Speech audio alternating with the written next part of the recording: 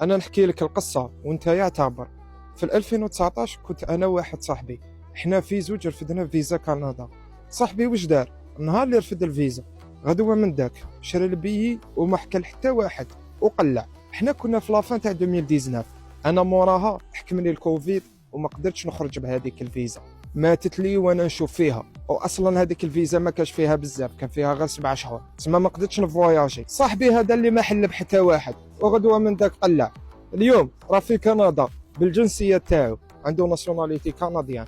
وانا موراها واش درت؟ حركت في بوطي وجيت لاوروبا، وانا اليوم راني حراك في اوروبا. والسيد راه بالباسبور كنديان بالجنسيه، صحته مكاتب واقدار. صح العبره وشنو هي؟ اسكت، اغلق فمك وما تحل بحتى واحد. انا عشتها، وكاين اللي ضلوا يحكوا حكاياتهم الناس كاع سامعين بهم وصدقت لهم. والله غير تحير ما على باليش، احكي ما تحكيش دبر راسك تعرف. المهم انا واحد كي نحكي عفسه ولا يسمعوا بيا العرب ما تصدق ليش، ناس واحد اخرين ما على باليش.